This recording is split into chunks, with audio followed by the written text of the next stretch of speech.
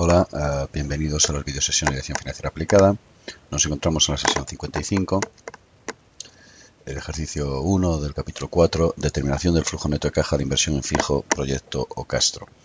Bien, vamos a la plantilla de nuestro ejercicio 1 de este capítulo.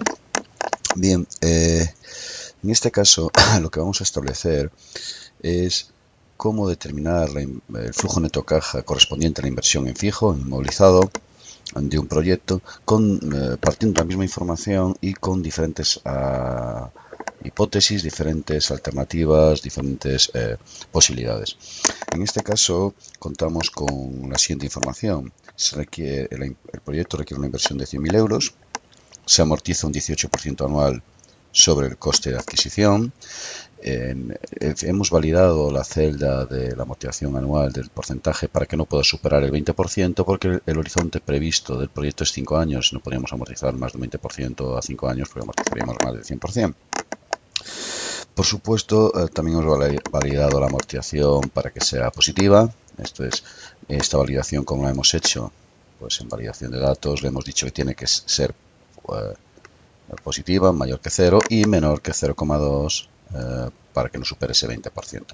Bien, además sabemos o contamos con que el proyecto tenga al final un valor residual de 30.000, que lo podamos vender por 30.000 en el mercado, y la tasa impositiva es de 35%.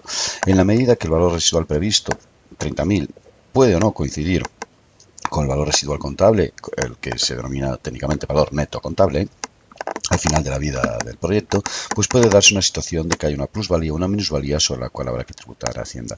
Para facilitar cálculos posteriores vamos a comenzar calculando el valor residual contable, valor neto contable, que será igual a la inversión, menos 5 cuotas, porque son 5 años, 5 cuotas de amortización, 5 por, siendo cada cuota un 18% por las 100.000.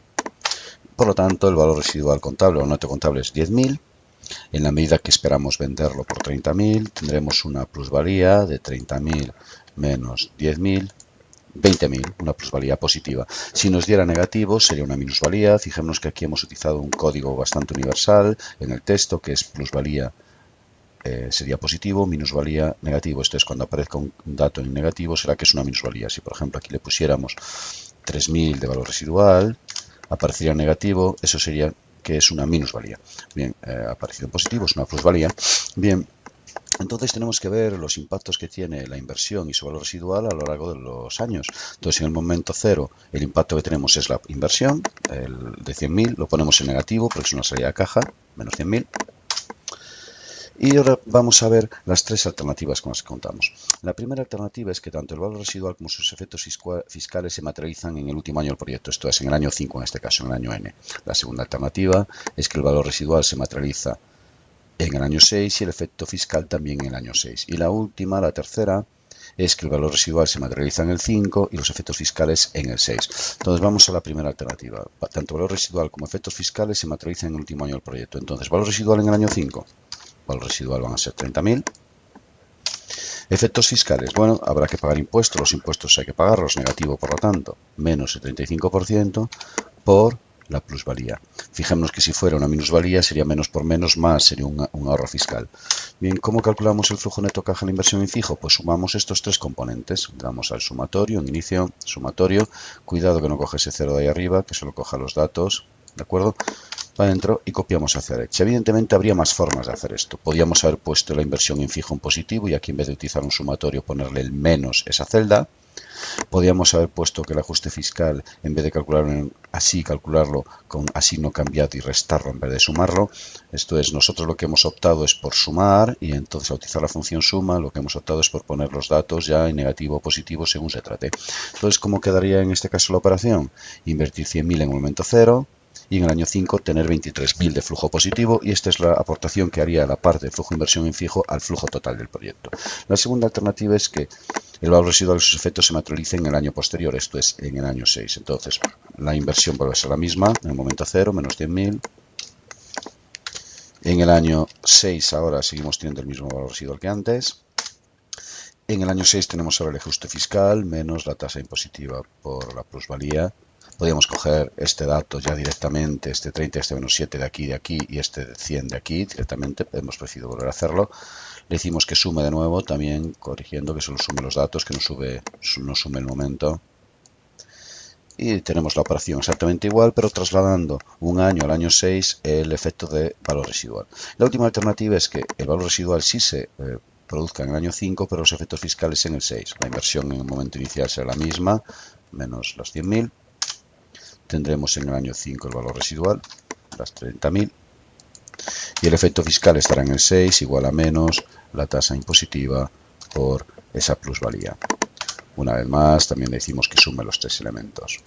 Este ejemplo, evidentemente, está muy simplificado.